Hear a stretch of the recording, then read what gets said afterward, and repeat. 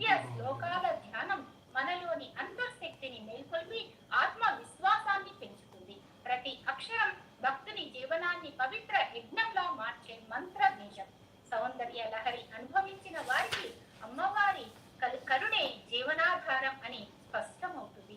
మరి ఆ తల్లి యొక్క కరుణామృతాలను మన జీవనంపై ఎలా ప్రసరింప చేసుకోవాలో, మనం ఏ విధంగా ఆ తల్లిని కొనియాడాలో చక్కగా వివరించడానికి మన ముందు ఉన్నారండి కొండూరి పద్మావతి గారు. కొండూరి పద్మావతి గారు భక్తి, గురునిష్ట, ధర్మ సేవలను ప్రతిరూపంగా ఆధ్యాత్మిక మార్గంలో అనేక మందికి ప్రేరణగా నిలుస్తున్నారు. ఆమె మాటల్లో భక్తి మాధుర్యం, సేవలో దైవత్వం, జీవనంలో సనాతన ధర్మ సుగంధం ప్రస్ఫుటంగా కనిపిస్తాయి. మరి ఆలస్యం చేయకుండా వారిని సగౌరవంగా ఈ సెషన్ కి ఆహ్వానించుకుందాం. నమస్తే మ్యామ్, వెల్కమ్ టు యూ. నమస్తే అమ్మా.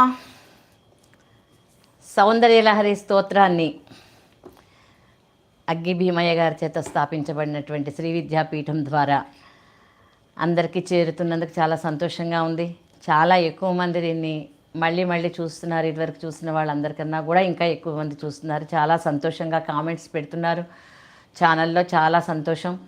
అందరము కూడా మనకి అమ్మవారు ఇచ్చినటువంటి కృపా కటాక్షాల మేరకు అమ్మ మనకి ఎంత ముందుకు తీసుకువెళ్తుందో అంతవరకు కూడా మనందరం కూడా శివశక్తి యొక్క సంబంధాన్ని చక్కగా చెప్పుకుంటూ మానవ దేహంతో ఏ విధంగా ఆ యొక్క పార్వతీ పరమేశ్వర్లు ఐక్యమై ఉన్నారో తెలుసుకుంటూ ముందుకు వెళ్దాము.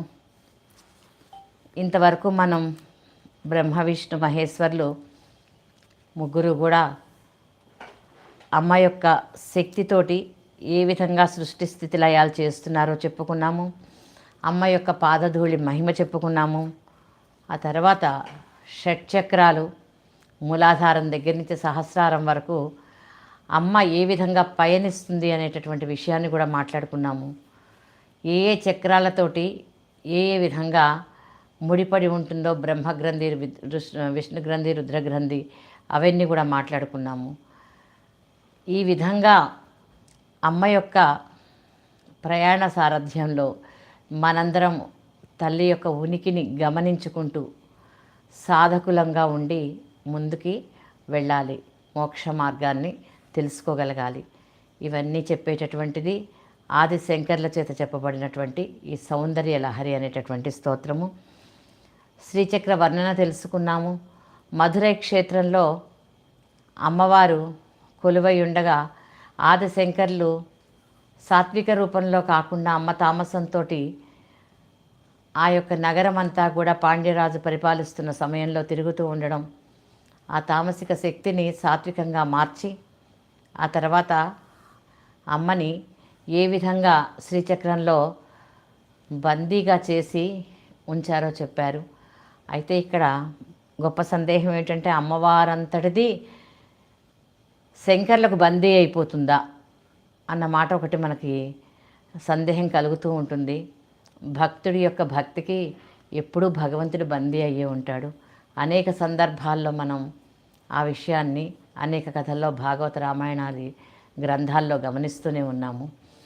ఇక్కడ శంకర్లు చూపించినటువంటి ఆ శ్రీచక్ర వైశిష్ట అంతా కూడా మనం బాగా మనసులో నిలుపుకుని ఇంకా కొంచెం ముందుకి వెళ్దాం. 21వ శ్లోకం. నేను శుక్లాంబరధరం చెప్పలేదు. శుక్లాంబరధరం విష్ణుం శశివర్ణం చతుర్భుజం ప్రసన్నవదనం ధ్యాయే సర్వ విఘ్నోపశాంతయే అగజానన పద్మార్కం గజానన మహర్నిశం అనేకదంతం భక్తానాం ఏకదంతముపాస్మహే. గురుబ్రహ్మ గురుర్విష్ణుః గురుర్దేవో మహేశ్వరः గురుः సాక్షాత్ పరబ్రహ్మ తస్మై శ్రీ గురవే నమః.